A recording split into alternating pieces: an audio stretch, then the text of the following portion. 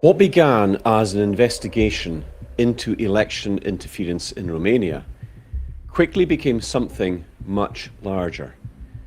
In our previous documentary, we travelled to Bucharest, where we spoke directly with senators, members of parliament, journalists, political analysts, and legal figures, many of whom raised serious concerns about the future of democracy in Europe. Again and again, the same allegations emerged.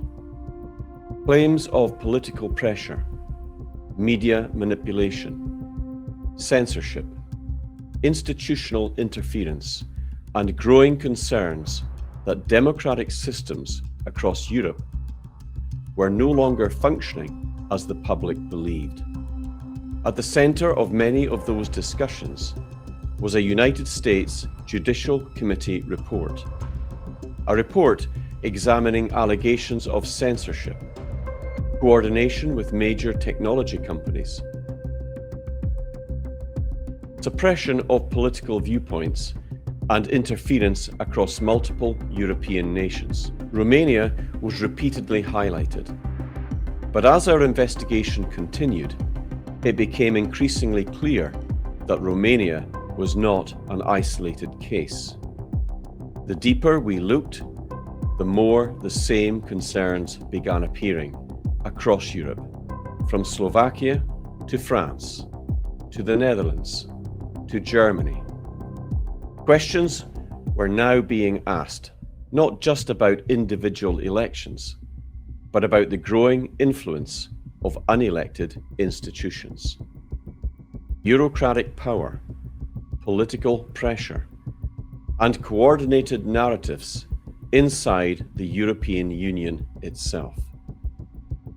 So I travelled to Brussels, to the heart of the European Parliament, a place where decisions affecting hundreds of millions of Europeans are made by commissioners that many critics argue are increasingly disconnected from the people themselves.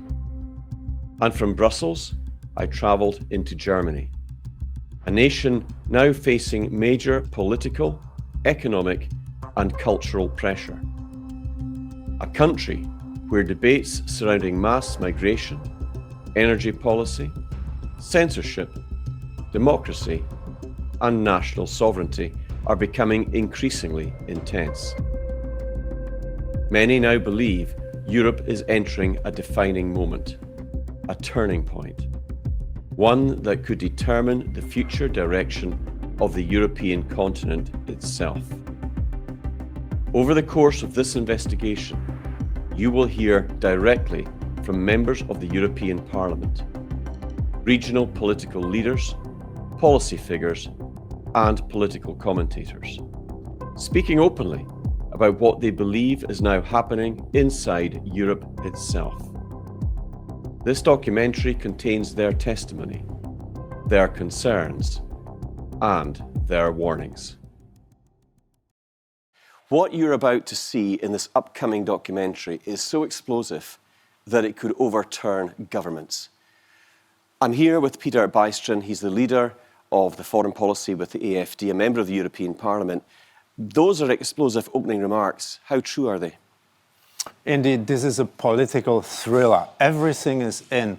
Blackmailing of opposition, censorship, secret services involved with blackmailing materials, big media houses, and the European Commission is paying for all this.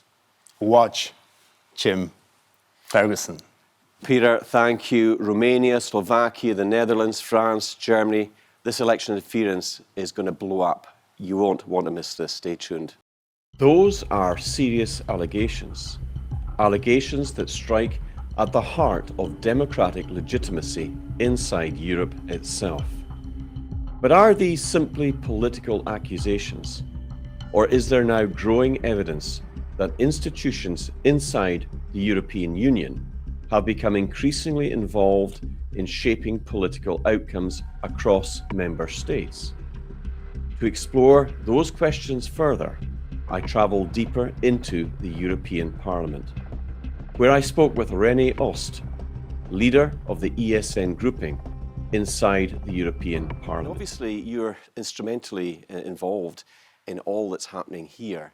But one of the things I'm very keen to get your opinion on is the United States Judicial Committee report, which has talked about and highlighted election interference, not just in Germany, but actually in Romania, in France, and Slovakia, and many other nations.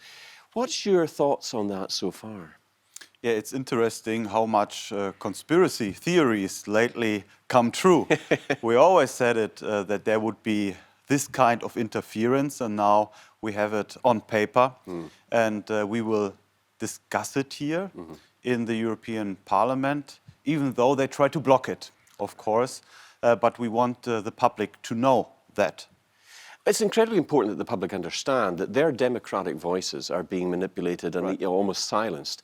How dangerous is that, though? Because when people feel that their democratic voices are being taken away, and let's not forget that the AfD is rising in the polls consistently. They're doing very, very well. They could be talking about... That's why they are doing it. That's why they're doing it, exactly. But these dirty tricks using things like social media, mainstream media news outlets, must be quite frustrating for you. But how dangerous is that in terms of taking away people's democratic voices? Yeah, right. There are two different levels. You said it already. There's the first level, the manipulation of the people. And it's like a turn what democracy should be, right?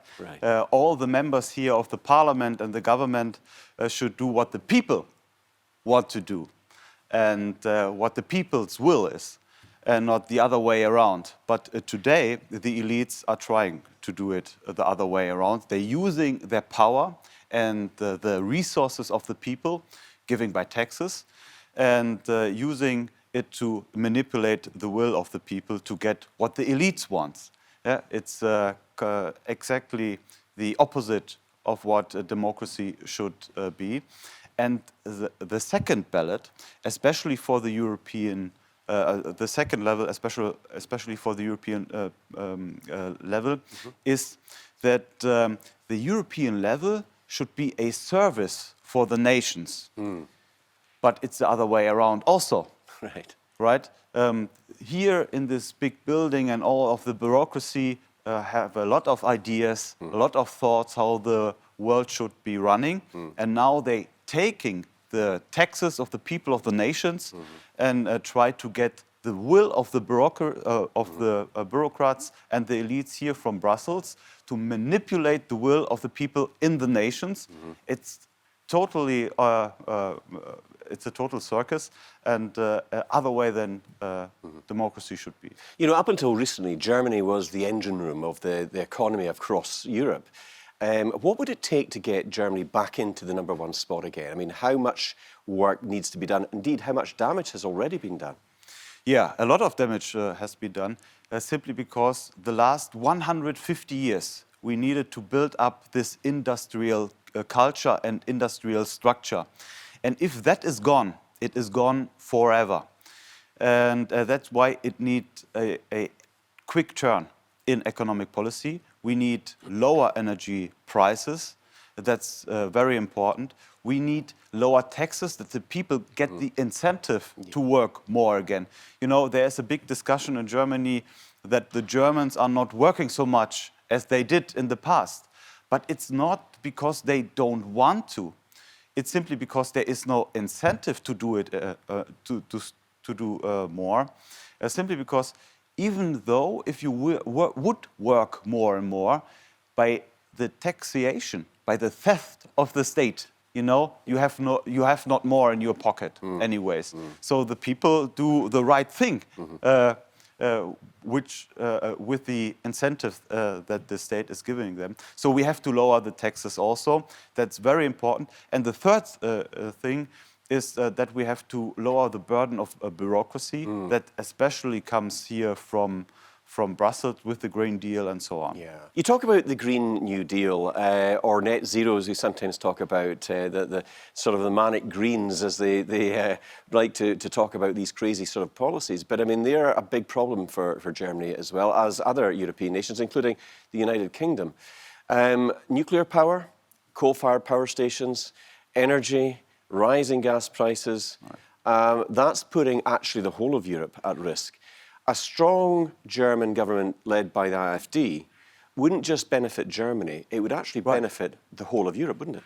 That's what we are telling also our partners and also the people in Germany also. We have responsibility as the largest country more than just for us, right? If you see how much companies are producing for the German export industry in Eastern Europe, for instance, then you see how much damage the German green policies are doing all over Europe. And that's why we are saying we are absolutely pro-nuclear powers. That's very important. It was the work of lobbyists for the last 40 years to destroy the nuclear power plants in Germany and to get out of the nuclear power, even from the fossil lobbyists. They try to get rid of this competition from cheap energy from nuclear power. So I think that's one of the biggest things we could do and we should do and we will do as AfD in a government. We go back to nuclear power. Basta, as we say in Germany. Basta. Well, I mean, I think that is something that is going to be a vote winner in itself. The AfD are already rising highly in the polls. I think an AfD government is likely to happen. In terms of bigger problems or as big problems, for example, with mass illegal immigration, this isn't just a German problem. Right. This is a French problem, a Norwegian problem, a Danish problem. Of course, it's a problem for Ireland and it's a problem for the United Kingdom as well. What is your thinking in terms of leading those groups that you lead, in terms of directing the effort to put a stop to that? But would you go further in terms of restoring sovereignty back to the German people, and why is that so important? Yeah, but it's a mix, right? If we see the demographic changes all over Europe, we know that we can only save our European civilization if we are working together in this world. So yes, of course, we want more German sovereignty, but as I always say, we say Germany first, but not Germany alone. Exactly. Right? We want to work with our friends from Poland, from France, of course, with Britain, with England and Scotland. And I can tell you that many Scottish, many English people, many British people absolutely support the AfD because they see a fellow patriotic grouping. And there's many events that I come across many of your colleagues at as well. And I think that's something as patriots we need to understand. The fight of the past needs to be in the past. You know, if we want to win the future, if we want to save our nations, if we want to save the European civilization as a whole, we have to work together. Yes. Of course, we want to be cultural independent. Germans should be Germans and Britons should be Britons. Of course, there's no doubt about that. But in this world that is becoming colder and harder, right? We have to work together. And that's why Germany first, but not alone. Of course, France first, but not alone. Britain first, not alone.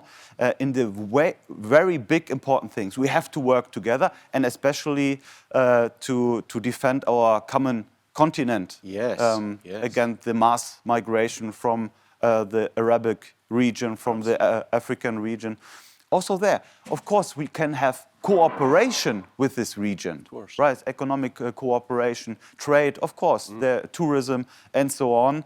But what we can't have anymore is that kind of migration. We have to get a lot of people back. Yeah, get it back under control. And unity is strength, and there's a lot to be said for putting our respective nations first. And good national leaders will always do that, but while working in cooperation and mutual respect to our fellow patriots in many other nations, including the United States as well, who have been very supportive of the AfD, you and your colleagues. I would like to get your knowledge in terms of what you do within the ESN group, maybe for our international audience that might not be as aware of that. Maybe you could just tell us a little bit, briefly, a little bit about the work that you do there. The European Parliament works a little bit different than the national parliaments. So you have not just a group by yourself, you have just a national delegation of AfD. And then you have to look for partners that think alike, like you, and then you form a group. So we have people in our group from Germany, of course, but also from France. Our friend Sarah Gnafo from Reconquête, from Lithuania, from Poland, Bulgaria, of course, Slovakia, Czech. And I'm just back from Bulgaria, actually. yeah, it's also very great there. I will be there on Saturday. Ah, very good. Yeah, they will start their campaign, and I will try to support our partners there for revival. And yes, then we are coming together, people that are thinking alike about mass migration, Green Deal, a different economic policy, of course. There are also differences. Yeah, it's not a problem at all. Our friend from Lithuania, simply because of a different past, of course, he has a different view on the problems with Russia, right? But there is a lot of liberty in our group because our main focus is on mass migration, of course, on also on the economics and so on. And there we work together. And if there are national interests, it's every time okay that there are liberties and that they are deciding in interest, of course, of their own countries. Yes. But on the main points, we are on one line. I mean, there's clearly more that unites us than that which divides us. And I think that's where we find the common ground. We find those things that we can agree on, and we work around the areas that we might have slight disagreements on. But I think you're absolutely right. As I always do with my great guests, I always give them the last and final word, bearing in mind that we have many, many hundreds of thousands of people that watch us in the United States and Canada, all across North America, Europe, the United Kingdom, of course, Australia, New Zealand, really actually all around the world. And I would like to invite you to address our audience, and maybe with some closing remarks about where you see things moving forward, and maybe give the people out there that are struggling with high energy costs and the difficulties that they face some hope and encouragement. The floor is yours. Let me say first, thank you very much for the invitation. And then, of course, I want to say that we get also in Germany the horrific news of what is happening with mass migration and the consequences in Great Britain. We are on your side, as I just said in the interview. Of course, as patriots, we say Germany first, but not Germany alone. We reach out to you, patriots in Great Britain. We want to work with you together to save our continent, to save our European civilization. And in the end, we will win. In the end, we will win. What emerges from these discussions is a growing belief among some European lawmakers that political influence inside the European Union now extends far beyond policy alone. Questions are increasingly being raised about censorship, institutional pressure, media influence, and the role of unelected bodies within the European system itself. Inside the European Parliament, I also spoke with Peter Bijstrom, member of the European Parliament and foreign policy spokesman for the AfD. Peter, welcome. It's great to see you again. How are you doing? Jim, welcome to Brussels.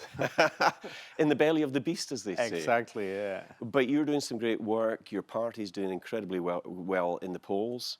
And of course, we've spoken a lot in the different locations that we've been at, but I'm delighted to be here. Now, I want to get straight into it because the Senate Judicial Committee report is very far-reaching. They are looking very closely at what's been happening in relation to elections in Romania, Slovakia, the Netherlands, France, and Germany. How impactful is that report from your point of view? Because it seems to have sent shockwaves across the whole of Europe. Well, in fact, it's a bombshell. If you imagine that the House of Representatives of the United States of America says the European Commission was manipulating elections. That's the news, Yeah. And this is not like out of the blue. They were analyzing the whole communication, the whole correspondence between the European Commission and the big techs like Google, X, Meta, Facebook, of 10 years. And after this analysis, they said, wow, there was a heavy, heavy censorship of those platforms. Yeah. So, and immediately after this, two groups here in the European Parliament applied for a discussion on this topic, and it was refused. So there was no discussion. They don't want to discuss it here. I was in Romania a few weeks ago, speaking with many senators, deputies, members of parliament there too. And indeed, I was invited to one of their committee meetings where they were discussing this very subject. There was only 5 people there. The rest refused to attend to address this very issue. So they clearly are aware that there is censorship taking place. There is election interference going on. Just breaking within the last few hours is also the fact that Facebook were also censoring and involved in trying to silence conservative voices. How dangerous is this in terms of democracy? Because if people in Germany, if people across the European Union feel that they're being manipulated in this way, that will cause a lot of anger. What are you hearing right now in relation to that? Well, it's not just about anger within the society. Look what is happening. The Commission, the European Commission, is censoring free speech. The European Commission oppressed the big platforms to label scientific data as hate speech, to censor them. They censoring political, legal, legitimate political opinions. So they are oppressing the whole opposition. They are canceling everybody who is against their agenda. That's the point. They have an agenda that's a globalistic agenda, and they are canceling everyone who is against it. And it doesn't matter if it's a politician, a democratic elected politician, or a scientist. This is just the one side. And the other side is that they are paying media just to spread their propaganda. They are paying media to blackmail politicians, again, the opposition. So if you put it together, you have a system like in a dictatorship. This is not a democracy anymore. Well, I mean, we certainly in the United Kingdom, but many across Europe, many of our friends and allies feel that the EU Commission is certainly completely undemocratic in that it is an unelected body of bureaucrats. But the biggest problem is that they can override the duly elected lawmakers like you. When you want to pass legislation, they can veto it. That's not democracy in action, is it? We can't even pass legislation.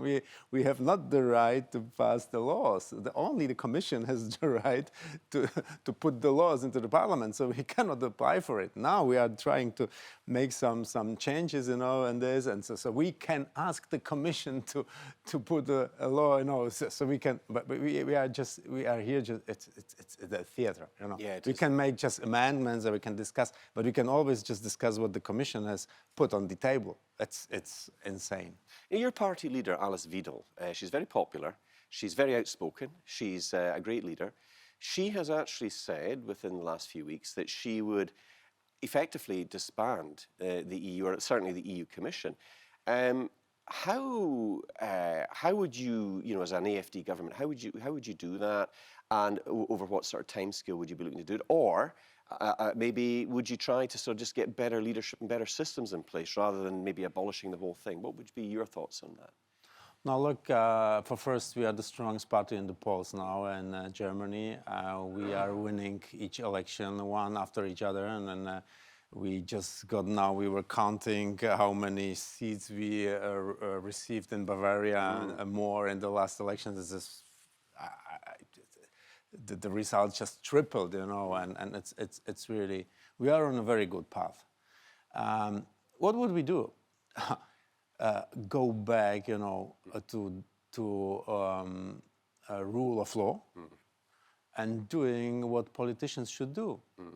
This is what the people want. Right. We're just servants of the people. Exactly. So, and no one of the people just asks for open borders or for closing our nuclear power plants. You know, all this stuff would be put on the right path. So we would strengthen the German industry again, the European industry. We want that they can expand and create new jobs.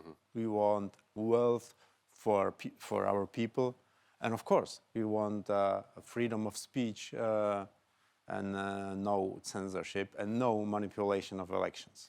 You know, Germany, it was for a long time the engine room of the European economy.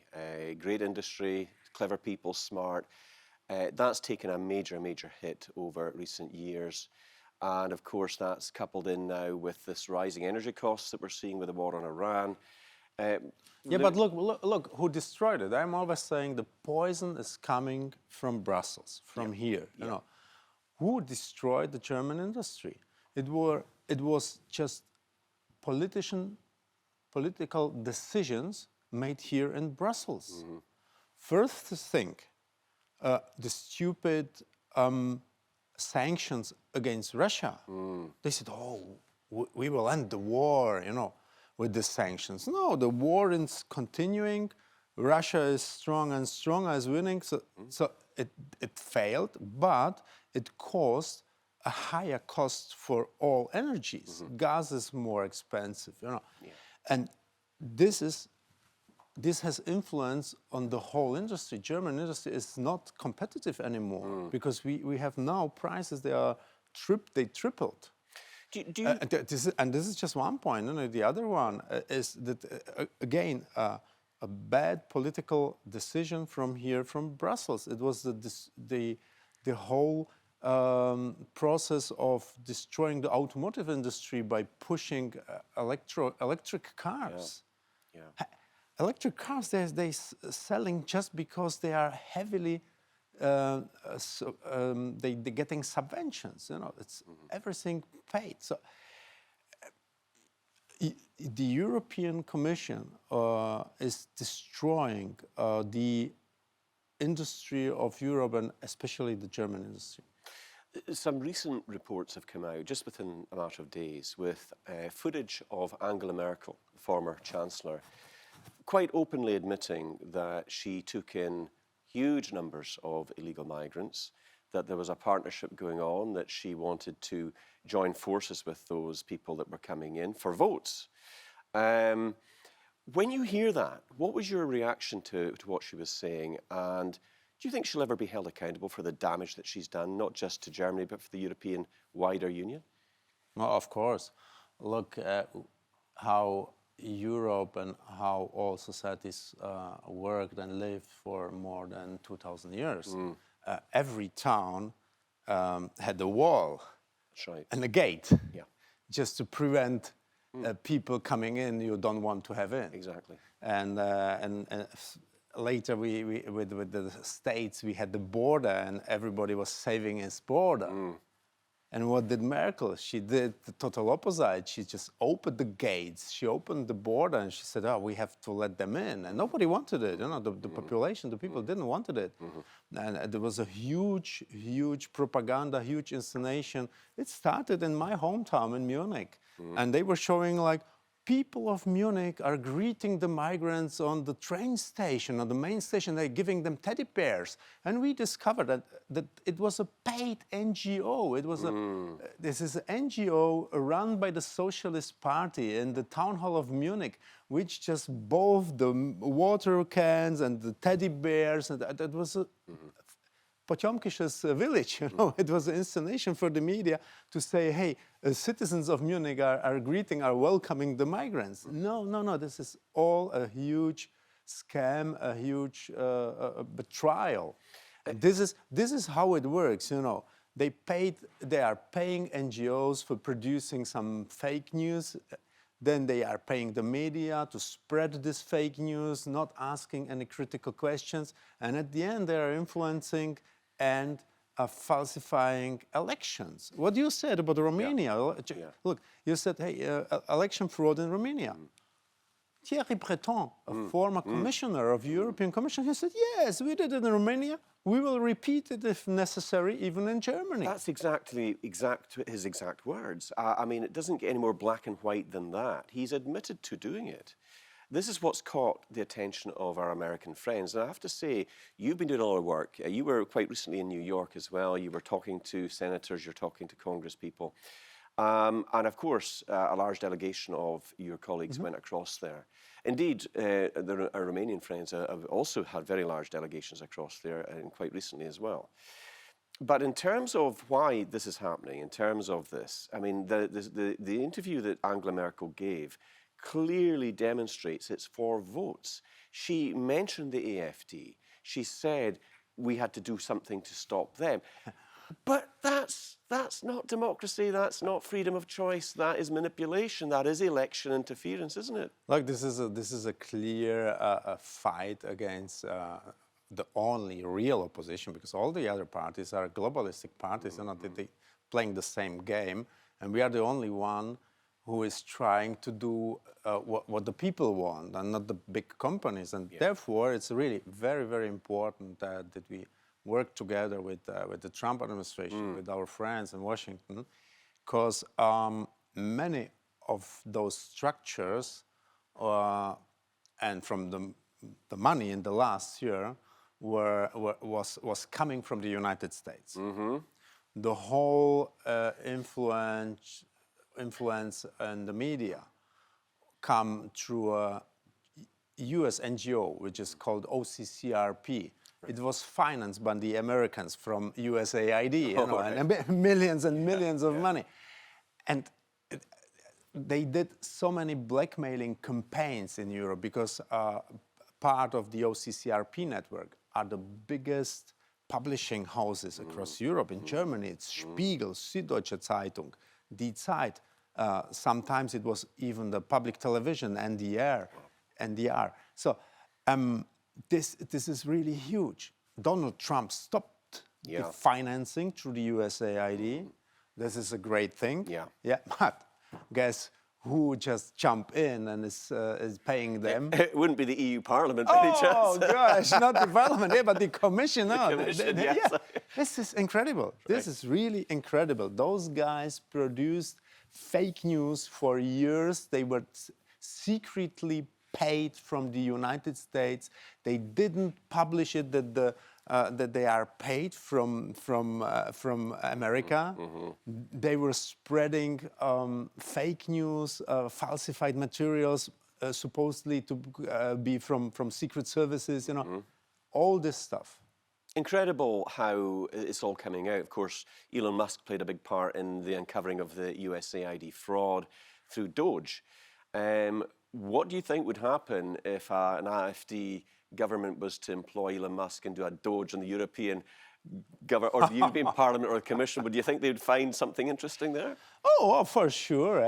Even we are already finding interesting things. Of course, they are they are trying to refuse any requests. They're not disclosing it voluntarily. But look, what I found out is that the Commission paid the OCCRP network €600,000 just right after the election for the European Parliament.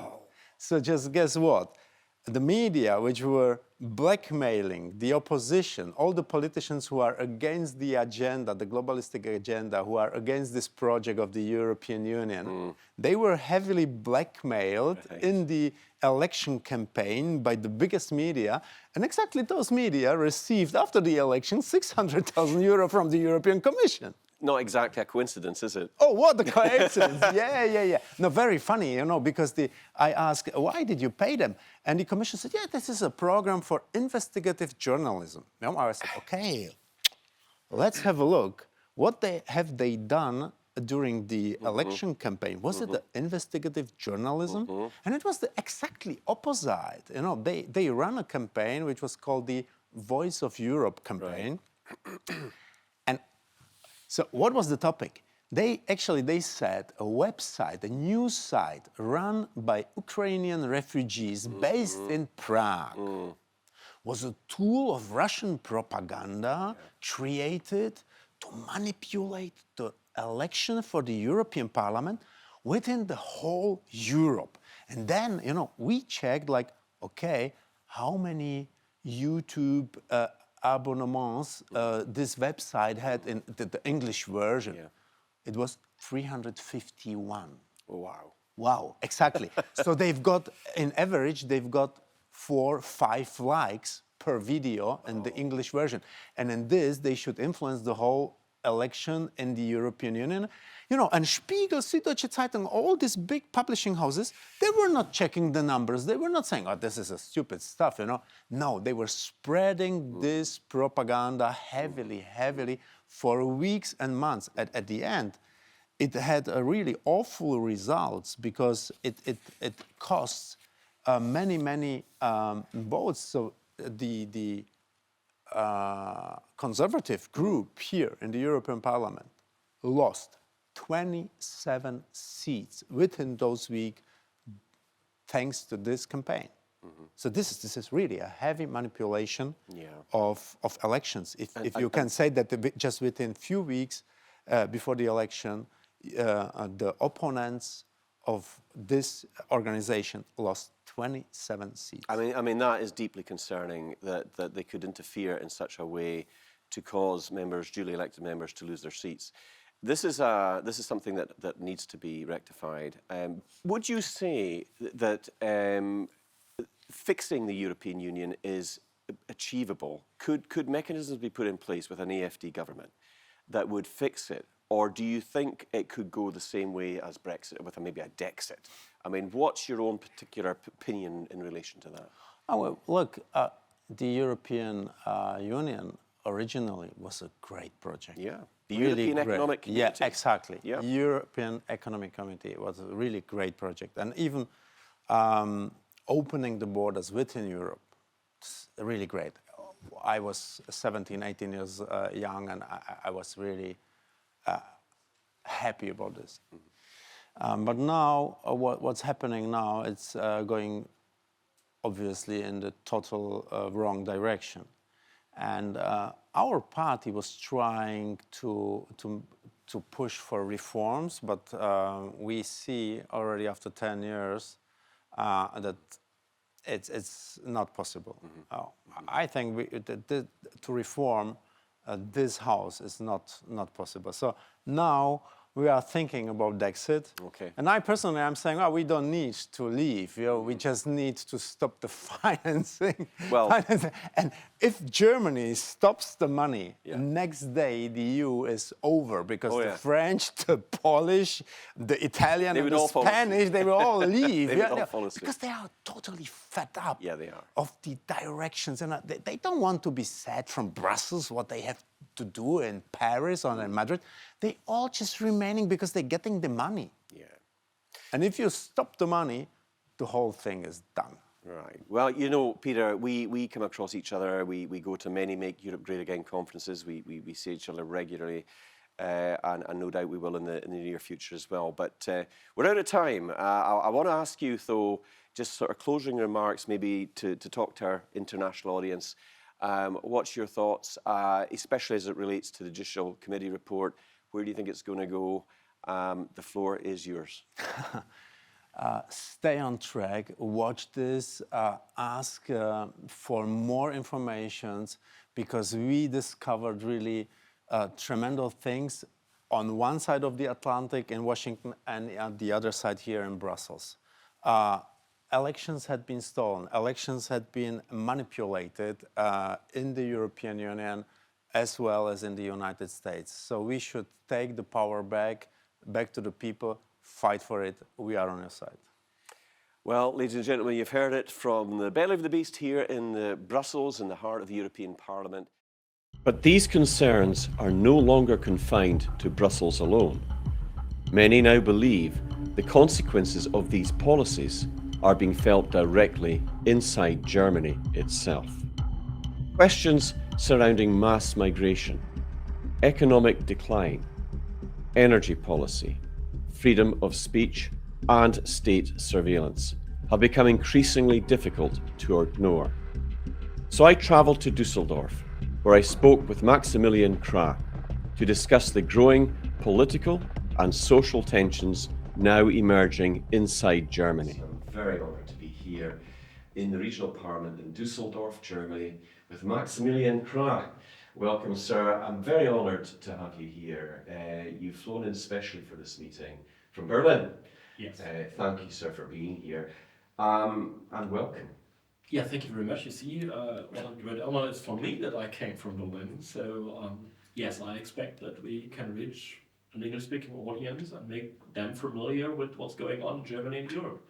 Well, there's a lot of support, across the United Kingdom for our friends in Germany, as well as in other European nations, France, Denmark, Norway, all over. For the sake of our audience, maybe you'd be good enough to say a little bit about the work that you do and how you're involved with all of this. I mean, I began in 2019 when I became a member of the European Parliament, and in 2025 I moved to national politics in Berlin. So I still have this European view and the overview of what's going on in the EU countries and around. From my background, I used to be a corporate lawyer, and I have an MBA from, it was a dual MBA from the London Business School and from Columbia in New York City. So I also know the Anglo-Saxon world a little bit. And I always used to be a Christian Democrat, so I was a centrist. And when Merkel opened the border and let in 1 million Syrian so-called refugees within 1 year, I said, no, it's done. They are ruining the country.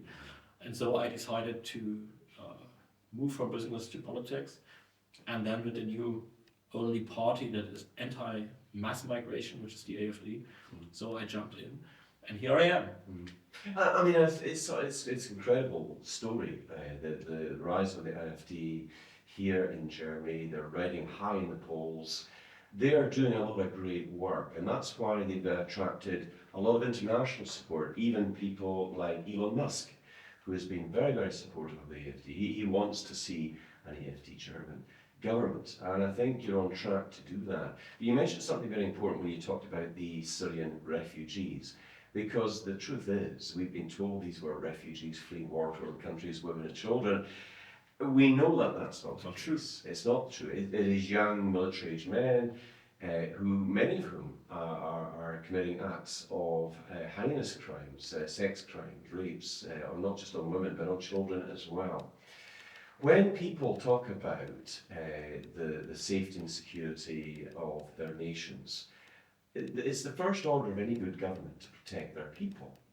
But this hasn't been happening in Germany. They've allowed this through Angela Merkel starting this process. She recently talked about the fact that she was doing this quite by design, quite deliberately, for votes to try to stop the AfD. She mentioned the AfD particularly directly. I mean, what was your reaction to that? The point is that Merkel and the others, they always believe that they are not responsible for Germany and the German people, but they are responsible for humanity. And so they are not willing even to understand that they did something wrong. And for them, that we oppose their politics is not just a question of fair opposition. It is a question of being immoral. So we question their superior morality, universal view, because they are stubborn idiots who only look on our particular interest. So for them, being against us is not just a political debate, it is a question of being moral against immorality. It's an ideological position that Yes. they're taking, isn't it? Which is quite dangerous, actually, for democracy, freedom of speech. Exactly. And I mean, the AfD have been sort of painted as this extremist party, but they're not. They are questioning the effects of mass illegal migration on healthcare, on education, on housing. Things are practical. On climate. On climate, of course. You know, because that's the same issue. I mean, if you believe in the climate voodoo, you are a morally superior person. Right. And if you question it and say maybe it makes sense to stay wealthy instead of changing nothing in 100 years, you are morally inferior. And so these are, the lefties believe that there is no competition of opinions, but there is their way, which is superior, and then there's us, and we are evil, mad, and they have to fight us. But there's no debate with them. It's either No. their way or the highway, Yes. as we say in England. Exactly. And at the end of the day, true democracy is about reasoned debate, about sticking to the facts, but they're very emotional, ideologically driven. But that's actually quite dangerous, because when you see the damage that's been done to the German economy, to German industry, it's going to take a huge effort to get that back on track. I mean, they've been closing nuclear stations, they've been flooding mines. One of your colleagues just told us before we went to recording, they've been flooding mines just 2 days ago to make it impossible to get that coal extracted again. And yet, the technology is there to clean that process up. So you could have coal-fired power stations producing a badly needed energy and electricity without damaging the environment. The point is that the political class in Germany is completely disconnected from basic economic knowledge and even from people who produce well. So when you go around, even here, which is now the biggest federal state, and you look at the CVs of the colleagues from the governing parties, I mean, they were never in touch with reality. And so they don't understand the easy connection. So for instance, that GDP growth has something to do with energy production. And we have to point out those mistakes. This is the first step. I always say the first step is to protest, to articulate what's going wrong. But now we have reached the second stage. We have to answer the question what we can do better. So we have to give an answer, to give hope back. So the AfD was elected, I would say, until 2020, to express protest. And we are now elected because we are a sign of hope that there is no finis Germania, that it's moving forward. And this is now the new job we have to do. We have to answer what we will do better. The AfD will put Germany first. They will pursue a similar position to President Trump and his administration with the America First policies. And of course, we all support putting our own nations first. But that doesn't mean that we can't work in partnership internationally with each other, especially with political parties that are aligned and share the same values. And of course, a lot of our colleagues in eastern parts of Germany, they're still very focused on traditional families, Christian values, the institutions of marriage, that type of thing. Business, development, low taxes. These are all things that we can agree on. And I think one of the things that we see happening is there's a general understanding that we want our economies to get back on track. I mean, what will be the first thing that a German AfD government would do to get Germany back into that position strongly economically? Look, the first thing is to give back freedom. Because government is limited in what it can reach in a short time. But people have to believe in this country again. So, I mean, the first thing is to give back to the people the hope that when they do something, they will not get punished for it. You don't get punished when you write your opinion into Facebook or X. Yes. The first thing.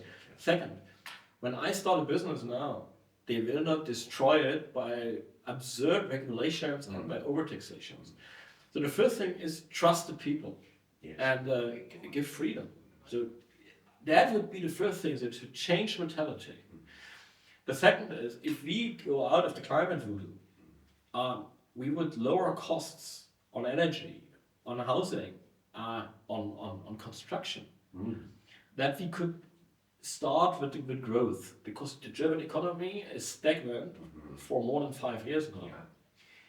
And then you move forward by giving the right incentives. So look, economists, they debate everything. But I think there's one clear message: incentives matter.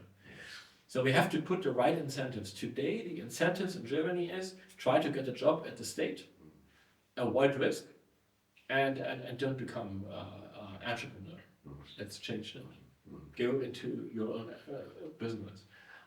Be brave and be not like everyone. Encourage people to take their life in their own hands. I mean, this is something we can be very quickly. And that's the first step into changing the country. The change must come from the people and not from the government. The Secret Service in Germany have been playing ever-increasing roles in targeting the AfD. And I think it's important to point this out, because The purpose of the security services, I mean, in Britain we have MI5, which is the internal security service. We have the SIS, the Security Intelligence Service, mainly known as MI6, which is dealing with foreign matters. But they're not there to attack political parties. Yes. And this has been happening in Germany. And Yes. this has been happening. I think it's very important, especially from our American friends, to understand just exactly what has been turned against you, the state apparatus. I mean, give an example. When I changed my iPhone, I gave my old one to a special computer expert and said, make it check what is there, what I maybe haven't realized, but I found it had 3 spywares in my phone. No, really? So every 30 minutes, my location Was sent. Wow. So I was completely supervised. I don't know what my new one. I think it's safer now. Right. But everything was clear. So I'm completely transparent over years. Yes. The Germans even supervised my communication with my lawyer for 3 years. That's Well, I found it in the files that we now looked into. You have to be aware that being an AfD politician means that when you have an escalator, then you don't move it upwards. You move it upwards, but the escalator goes downwards. So you have to be a little bit quicker than everybody else. Yes. So my colleagues from the Christian Democratic Socialists, so they drive slowly up, Mm-hmm. and I run. Yeah. And you see, I'm still there, so obviously I'm a good runner. Yeah, That's the yeah. first thing. Yeah. What they do is they try to find points which they consider to be unconstitutional. Now the party has no points that are unconstitutional. But of course, and that's a problem, I guess, that every right-wing movement had. You have some activists around you, surrounding you, and some of them, they from time to time need the advice to say, huh? Because what is the big message? Now we have an extreme left-wing politics. And what is our job is to bring the country back to common sense. Yeah. That's a really important And we don't want to bring it No, because to the next right-wing extreme. Well, but I think that's such an important point that you've made. The pendulum, we need to keep it sort of in the centre. Maybe Because- a little well, bit. a little bit. Yeah, a little bit. But if it goes But not too far. not too far, no, not too far, because that all causes all sorts of other additional problems and issues as well.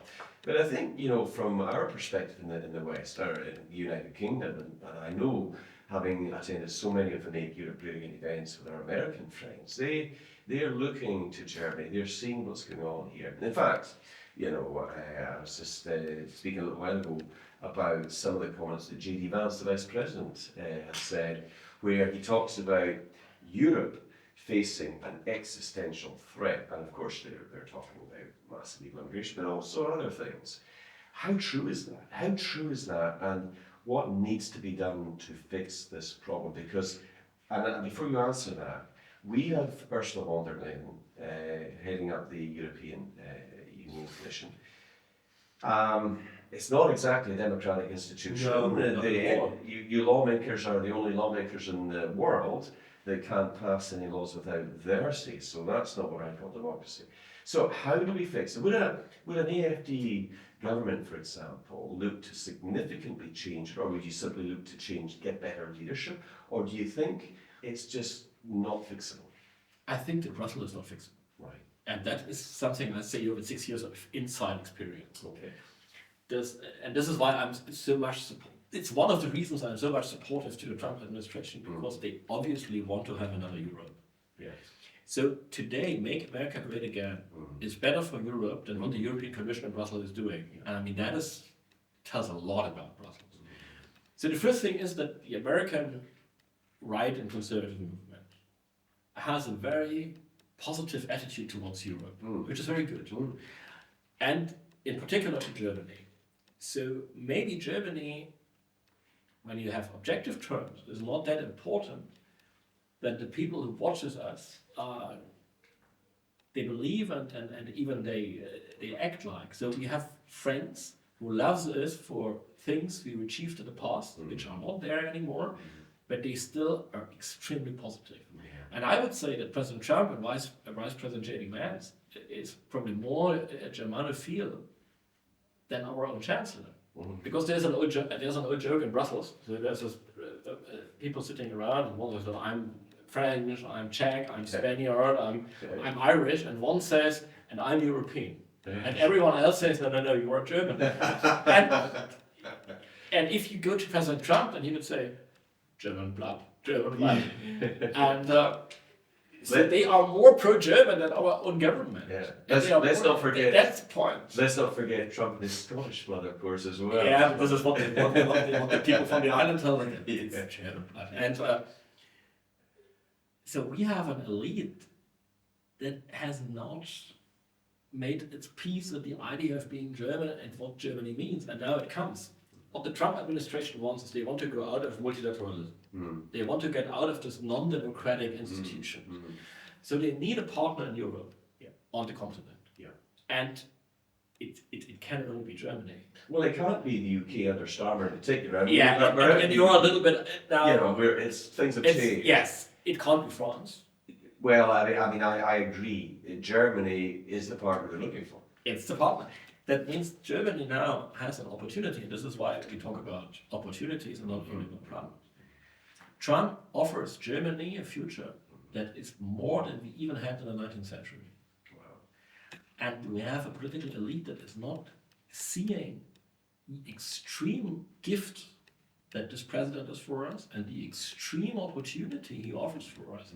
This man allows us to go out of the, for us, disastrous 20th century and build something new, which would give us a premier partnership for the United States here in Europe. And I think that is that great. And what I would say, and this is the mission we have to do, is we have to grab this opportunity and to change the politics in Europe and to build up peace and prosperity for the 21st century. That's possible. You know, the Five Eyes Alliance, the intelligence alliance that comprises Canada, the United States, The atmosphere, you know, Australia, New Zealand. But that is under serious stress and strain now. From the Canadian point of view, there has been deep infiltration through the CCP, Chinese Communist Party, into Canada.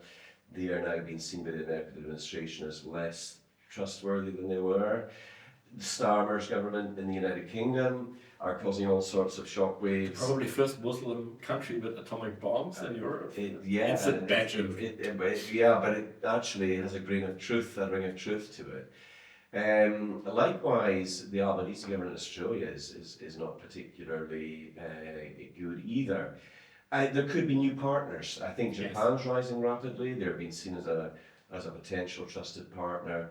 Could be that an AfD government in Germany may also then become. It must be. I mean, this is, look, when it comes to Europe, and I mean, you have a more European perspective as you are from it.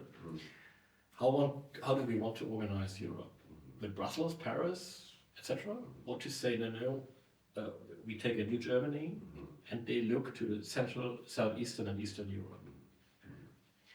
And if we do that, it's only possible with the consent and partnership of the United States of America. Absolutely.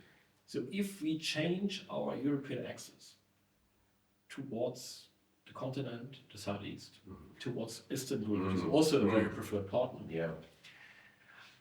then everything is possible. But as long as we have a political elite that is being proud of being anti-Trump and believing they have to build a European pole and a multipolarity and those nonsense, what they don't can underlie with economic facts, I would say be careful.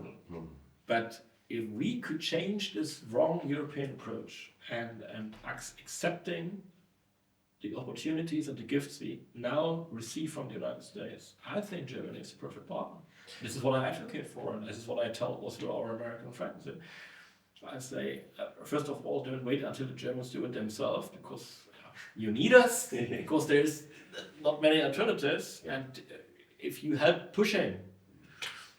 I think they recognise that Germany under an AfD government would be keen to work with them. I think they accept that, and I think they're hoping for that change, because they're not having that cooperation, that shared values with the European elites in Brussels, in particular those within the Commission, are not aligned. I mean, J.D. Vance at the Security Conference in Munich over a year ago now, he said, look, we believe in freedom of speech, we believe in freedom of expression. If you want to do business with the United States, You have to do it. you have to accept that.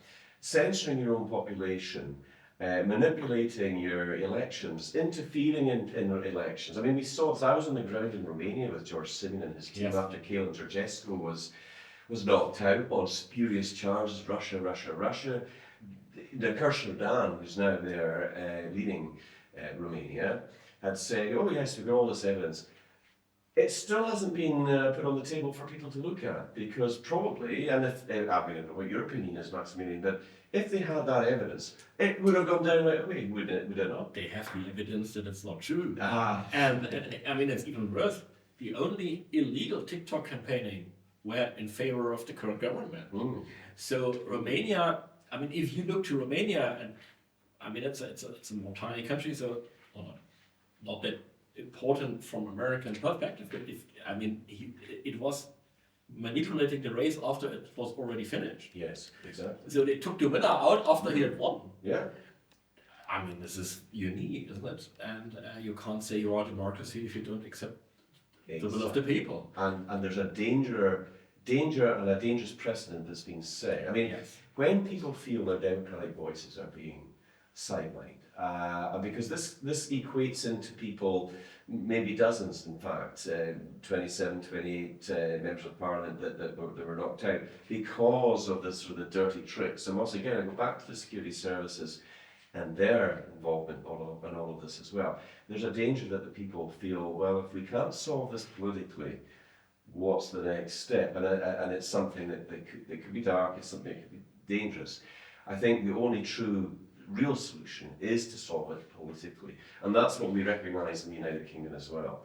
We've had people like Professor David Betts, who's a member of the Royal College, a very esteemed academic in London, warning that there could be really serious violence and conflict if it cannot be turned around. So there is a lot of understanding that this has to happen, but the AFD are doing great work. Where do you see things moving next as far as the party is concerned? What is your hopes, aspirations moving forward? I mean, look, we are traditionally strong in Eastern Germany. Why? Because the institutions of the post-war republic that are left-leaning are not so stable there. So we will see 2 regional elections this year in Eastern Germany, one in Sachsen-Anhalt, one in Mecklenburg. And in both we have the realistic opportunity to get 50%. So we don't need a partner. And the firewall is then something that goes off to the other side. Right. So, and even if you reach 40%, then there is such a movement that you cannot say, okay, now the Christian Democrats want to have a coalition with the communists who are openly anti-Semite and anti-Israel. So at least you can force them to make so big problem and so many big mistakes that everyone says, okay, they are not serious anymore. So we see 2 regional elections this year, on which I'm very optimistic. The second is, I think that the crisis in Germany is becoming deeper and deeper. You see, we have the highest debt now we ever had, and the state is bankrupt. So they not even can balance out their budget for 2027. So they will increase taxes, they will further increase debt, and the quality of state services is decreasing. So the crisis is so obvious that even people who want to be blind, they feel the pain. And in such a moment, AFD is questioned to offer plausible solutions. What I said, slightly right of the center, but not something that is seen as unserious. Yeah. And if you can answer these questions on the better way, I'm sure we will run the country. The mainstream media play a big part in public perception, of course, as well, and often in favour of the sort of left-leaning side, to the detriment of the conservative voices as well. We saw this happening, of course, with what was Twitter under Jack Dorsey, it became X under Elon Musk. He's come under a lot of attack, though, by people within the Commission. Starmer, Mark Carney in Canada, Albanese in Australia, talking about the potential banning or censoring X because they see that as a threat to their narrative and their viewpoint. How important is independent social media to you within the AfD? It's crucial. Look, when I was the leading candidate for the European election in Germany 2024, and when we began, we had in the youngsters group, so below 20, we had a 3% share. And then I said, okay, let's do a TikTok campaign, because young people, they are mostly on TikTok. And I had some burning ads. So we moved up to 19%. It became number one among the youngsters. And then the European Commission forced TikTok to have an AI-based ban on my face. So that even if you would now upload me on your TikTok account and they would recognize my face, they would get that people don't watch me, and that that is the reality. And this is why Elon Musk is so extremely important, because because he is not willing to fulfill the wishes of the Commission. TikTok is doing what the Commission wants, because, of course, TikTok has no interest in freedom of speech. They just have interest in business. And Elon Musk, although he is the richest man in the world and probably the best businessman in the world, he says, no, I have an interest in the product, and the product is liberty. Exactly. And that is why it's so important. And that is why it's so important that the US administration is backing all US social media companies not to follow the orders of Brussels. And to say, Brussels, if you go after our social media companies, we will go after you. And it was extremely helpful to sanction by person EU bureaucrats and NGOs that were commissioned to censor people. So please, you as administration, move forward and go after every European official who is going after freedom of speech. Don't let them enter the country. Kick their children out of US universities and make their life harder, because we need freedom of speech to get our problems fixed. We do. You know, we're coming to the end of the segment. As I always do, you started there. I was actually thinking that was a great ending piece, but I'm going to still give you the honour of coming I'm going to give you the floor to address our large international audience, many hundreds of thousands of whom are in the United States of America, Canada, United Kingdom, Europe, and around the world. Bearing that in mind, bearing in mind that there is congressmen and women that follow this show, senators that follow this show in the United States, I would like to offer you the opportunity to address them directly for the closing remarks. The floor is yours. Which is very generous. So, my dear friends, we all love Germany for what we have achieved over centuries. You maybe know Goethe, but you for sure have heard Beethoven and Mozart. And this German genius is still alive, but we are under pressure, and we need your help. We need your support, we need your trust, and we need that you help us, minority now in Germany, to get our country back and to be what you expect from us to be, a real German Germany. A Germany that is fit for the 21st century, that is a partner, that goes with you through this century and fights the fights we have to fight. So be on our side, think what great opportunity that could be, and let's, in best friendship, challenge the left-wing rule that is destroying us. Concerns surrounding freedom of speech, political pressure, and democratic legitimacy are now being raised by increasing numbers of politicians across Germany. But critics also argue that opposition voices are being systematically isolated inside political institutions themselves. In Düsseldorf, I also spoke with Dr. Martin Vincent, leader of the AfD grouping inside the regional parliament. I'm here at the Regional Parliament in Düsseldorf, and I'm delighted to be here with Dr. Martin Vincent. Great to see you, sir. Thank you for having me.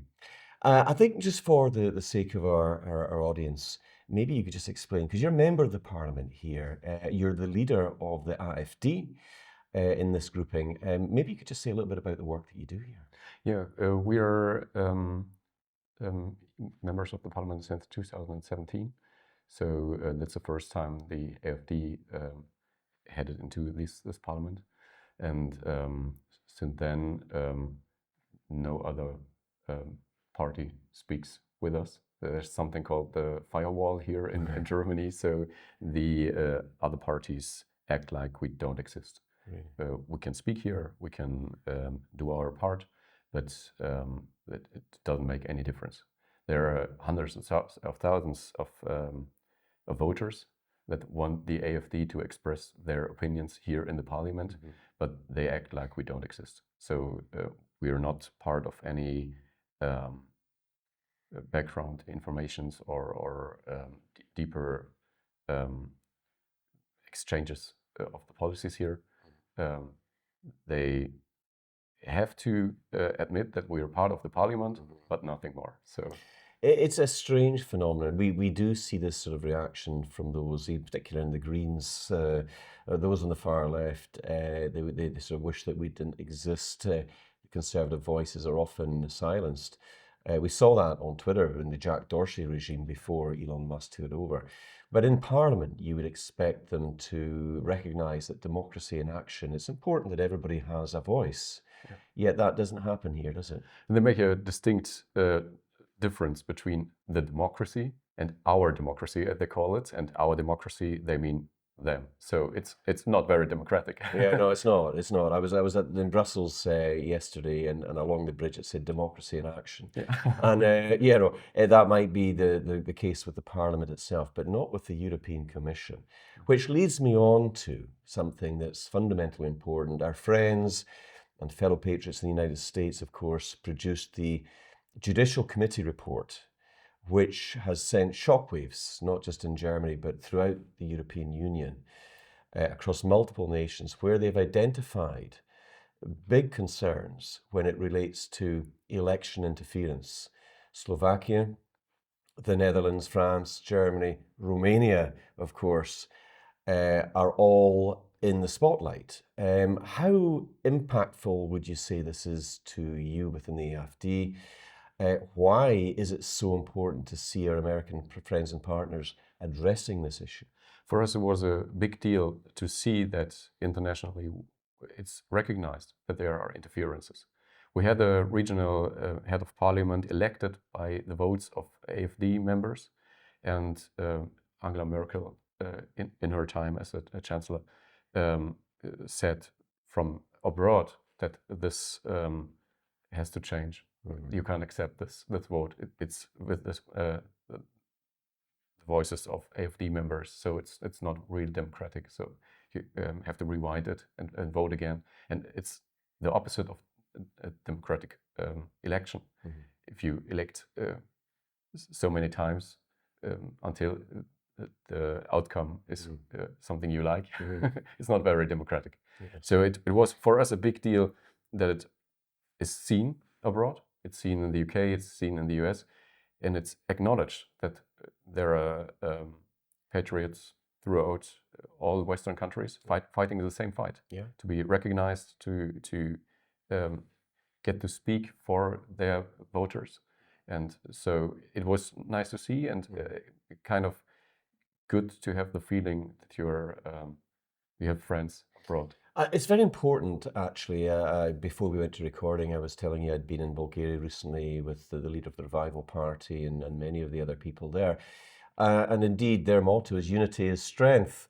And I say it all the time because unity is strength. And it's important that we support our friends and fellow patriots all across Europe, the United States and beyond.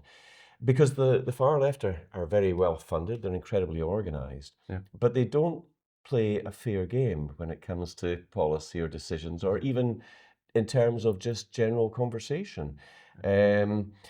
With regards to the Senate, with regards to the Judicial Committee report, this is addressing a real failure by the European Commission, that body of unelected bureaucrats that are never elected, yet they can stop policies being made by the duly elected representatives of the people in Parliament, which is quite bizarre and quite unique because they are the only group of lawmakers in the world that can't actually pass any laws unless unelected members of the bureaucracy agree to that.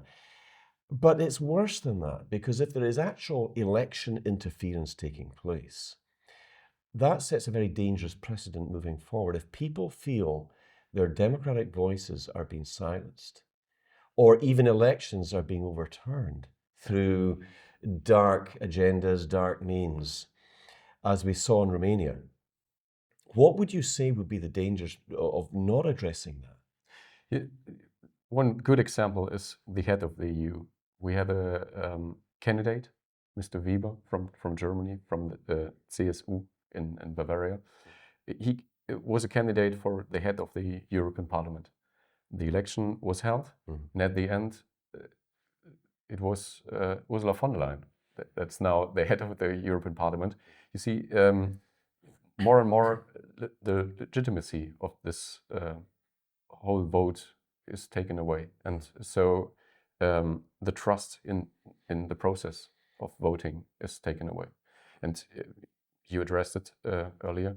There are so many bureaucrats that no one voted for that make the policies for the European Union. That's clearly a lack of democracy on this high level. And you rarely see it on national television. You see Berlin, you see London, but you rarely see Brussels in action, where rules and things are spoken that rule out national laws.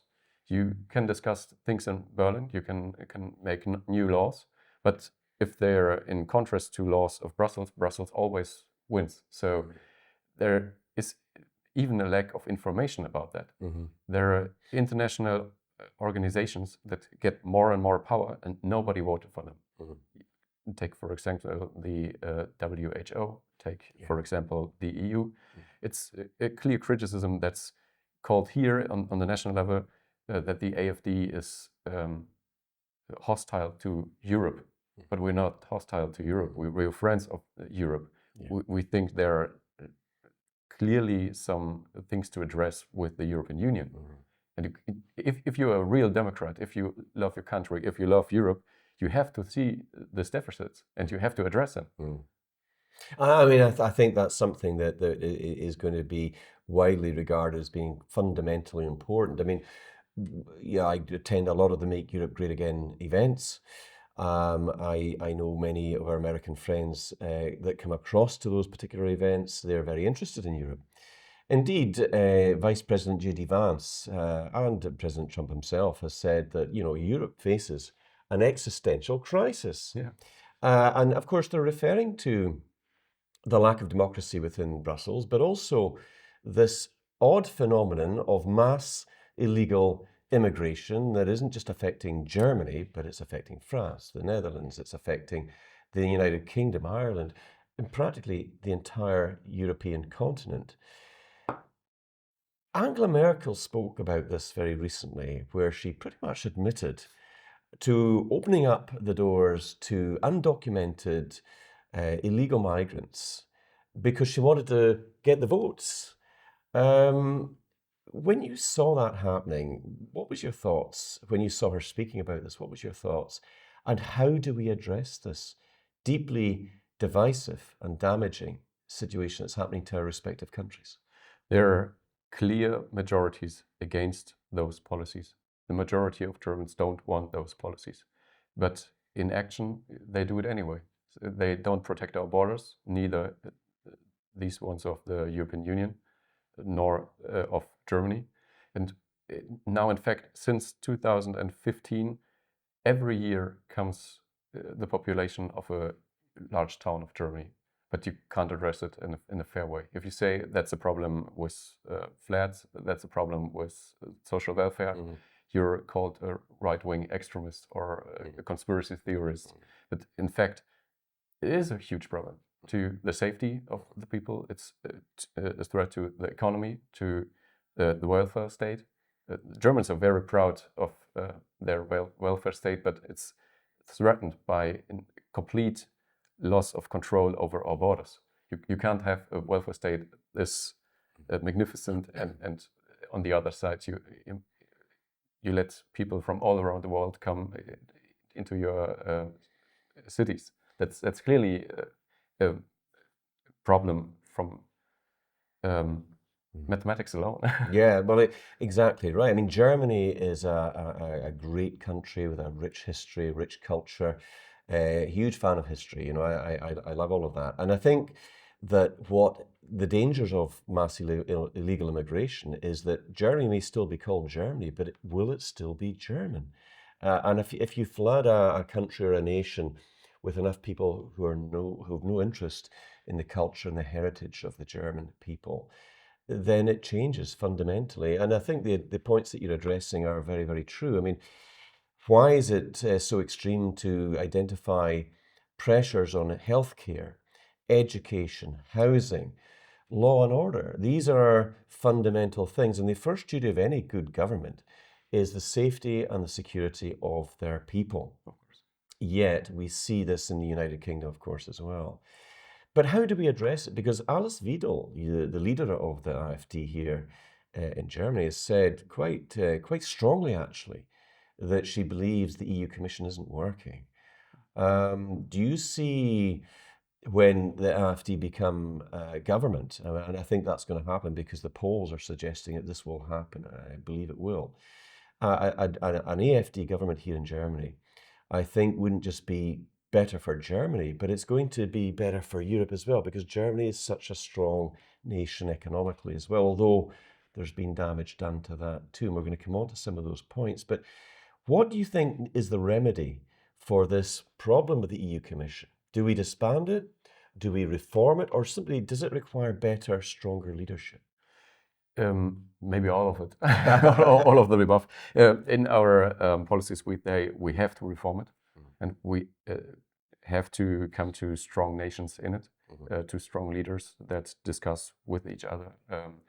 The European Union is a band of sovereign nations and not a super bureaucracy formed with bureaucrats from Brussels. And if it's not the case, if you can't reform it, we have to leave it.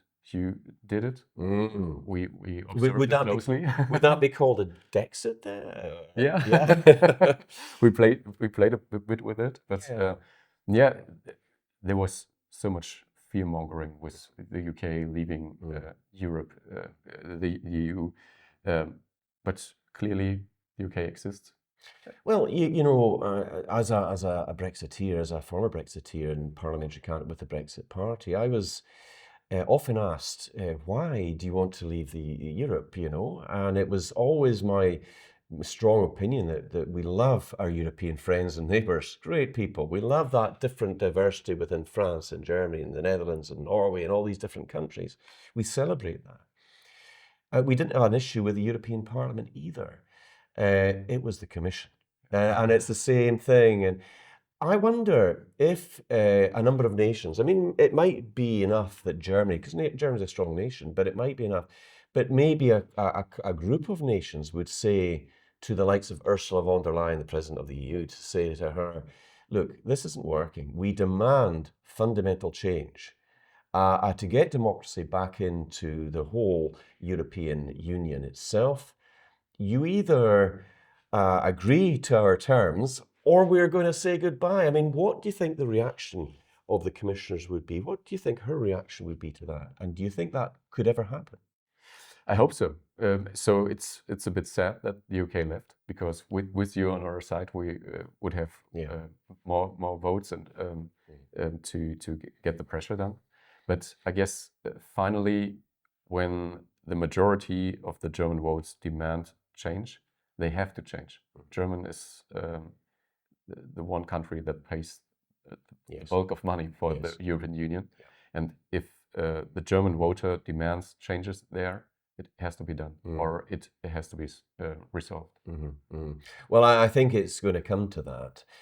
You know, the United Kingdom is very supportive. The British people love our friends across Europe, but of course our German friends as well. We are rooting for the AfD. We want you to be in a position of government, because we know and recognise the importance that Germany plays in all of that. And I think what we're looking for in the United Kingdom is a change of government too. And I think if we get a good, strong government that is going to put good policies in place, get Britain back on course, we can still play an important part of supporting our European friends and allies. It's incredibly important. And it's important for you and the people in Germany to know that we're with you every step of the way. Going back to the Judicial Committee report, President Trump has a very clear America First policy. And a lot of us have great admiration for him. Up until quite recently, the US southern border was completely open. Mass illegal immigration was happening there as well. And of course, the Democrats were trying to curry favor with them to win the elections. Now he's put an immediate stop to that. ICE, federal authorities, border patrols, and he is removing dangerous people who have come in. What would be the position with the AfD in terms of these illegal people who are here, many of whom are committing acts of violence, especially against women and children, not just, of course, in Germany, but this is happening in Sweden by a large extent as well. I think it's become the rape capital of Europe. It certainly was up until quite recently, probably still is. What would be the things that you would be looking to implement there? And there's a great misconception, and it's brought out through many newspapers, that we want to get rid of any immigrants, which can't be more false. Yes. There's legal migration, and that's totally fine, and it's good for the economy. That's good for North Rhine-Westphalia and for Germany. We have a strong background of people from around the world coming to North Rhine-Westphalia and helping us here. But there is the fact that there is illegal migration, and first of all, it has to stop.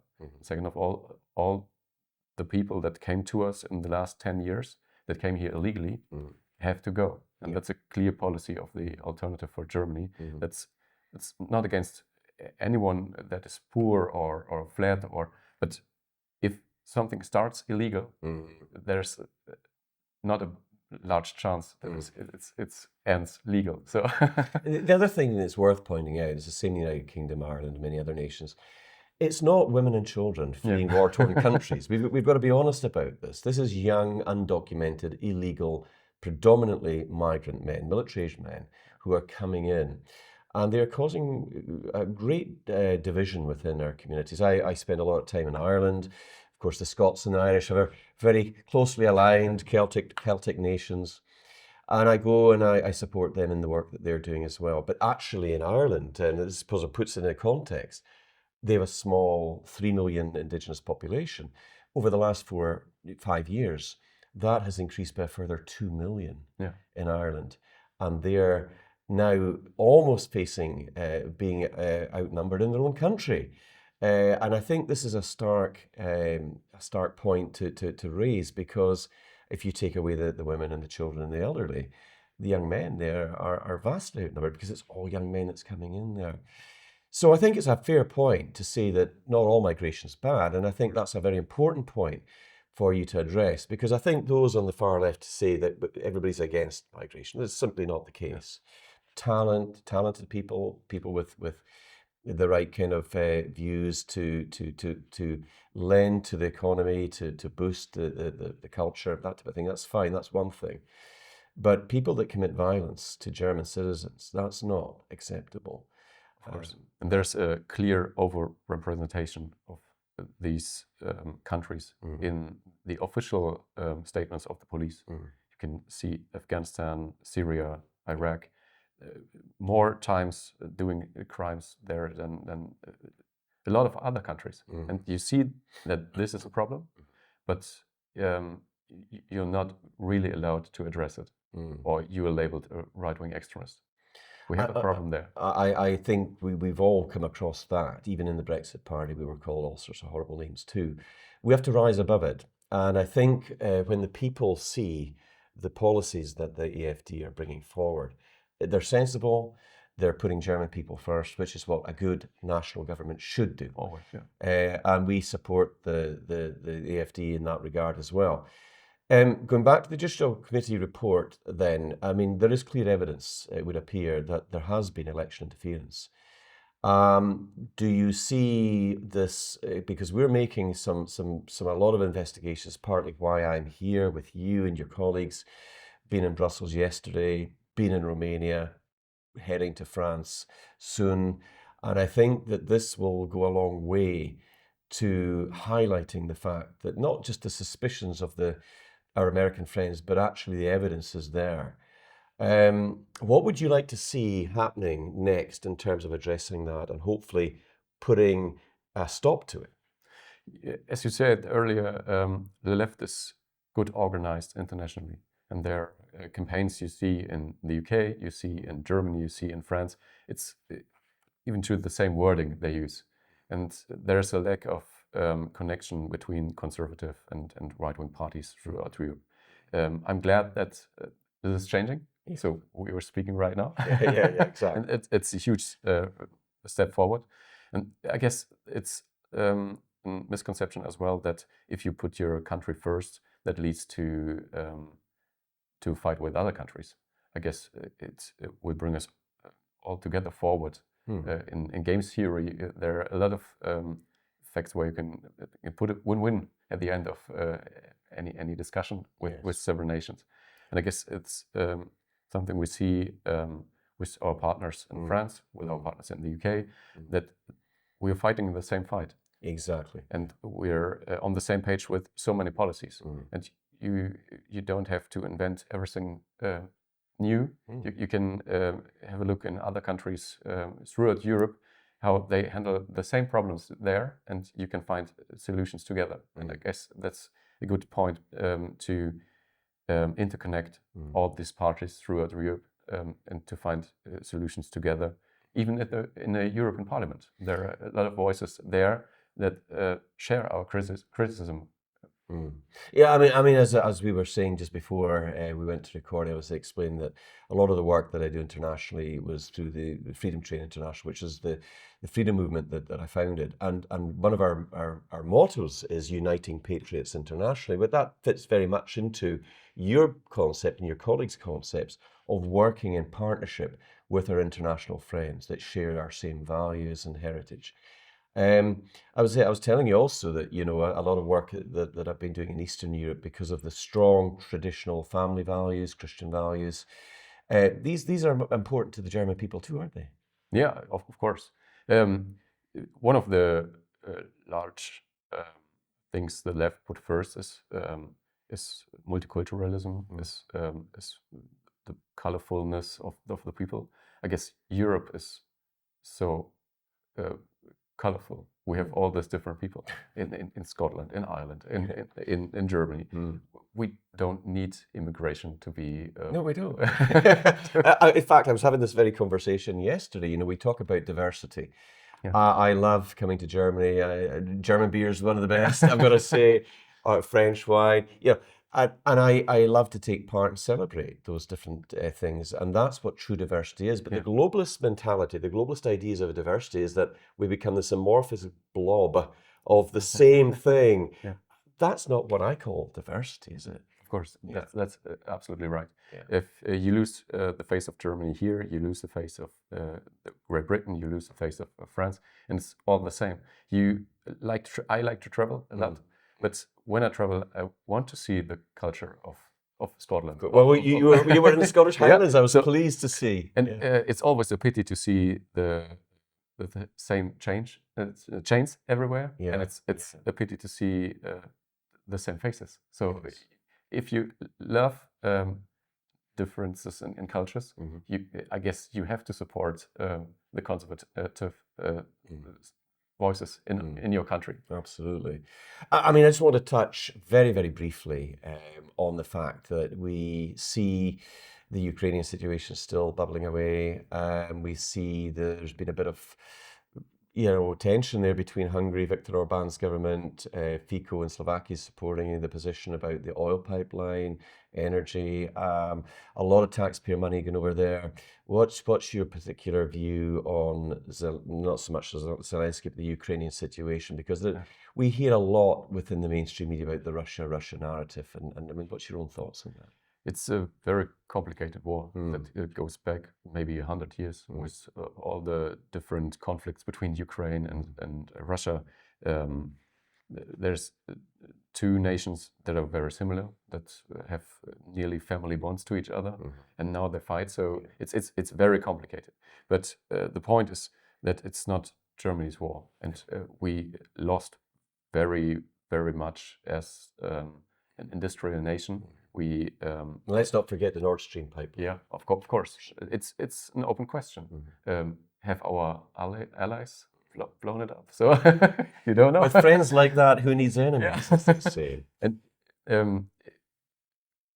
large parts of our economy comes through industries, and we heavily relied on Russian gas, and now it's away, and we have a problem in the Strait of Hormuz still ongoing. I mean, one of your colleagues just told us there that 2 days ago they were actually flooding some of the mines. I mean, what craziness is this? And to get rid of nuclear, the Greens, the Green Deal, and this net zero lunacy is a big problem, isn't it? Of course, it's clear shown causality between the prices of energy and the wealth of a nation. And first we blew up our atomic power plants, then we flooded our coal sites, and now we don't have gas or oil. It's a pity for a nation that produces a lot of cars and chemicals. Yes, yeah, very good cars, I have to say. But look, you know, there's a lot of damage has been done. It will take quite a real effort to get it back on track. But you know, we're coming to the close, and as I always do with my great guests, I would like to invite you to speak to our international audience, bearing in mind that we have many, many hundreds of thousands of American friends right across North America, Canadians, people in Europe, UK, and all actually around the world. I would like you to take the floor and to say whatever it is you want to say to them, especially when it relates to the Judicial Committee report that the Trump administration is putting so much focus on. To the floor is yours. Thank you so much. It's a great opportunity to talk to you directly. It's a good opportunity to share the German perspectives on this topic. And I guess it's so important that the patriots throughout all the nations stand together and fight together, and hopefully bring the world to a more democratic and good place. The West is such a great place in through all the different nations, and I guess we have to protect it together and have to fight for our nations to be still the West in 90, 100 years. That many of us know from their past, from their infancy, and that this can go on for the next generations. That there is still a good life here in Germany, in the UK, and I guess there are ways if we stand together and keep fighting together. Keep fighting, standing together. Unity is strength, as they say, as I always keep saying, and I do believe that. What you have heard throughout this investigation are not isolated concerns.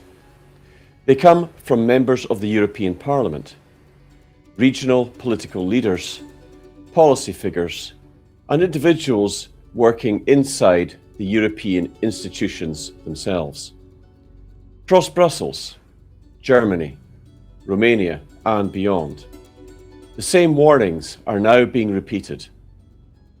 Warnings about censorship, about political pressure, about democratic legitimacy, and the growing influence of unelected institutions over the future direction of Europe. Supporters of the European Union will strongly reject many of these claims. Others argue that the European project itself is now moving dangerously far from the democratic principles it once claimed to defend. But one thing is becoming increasingly clear.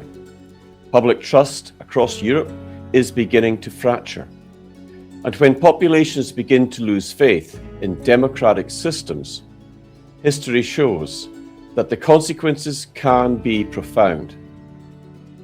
The questions now being asked inside Europe are no longer confined to political fringe groups.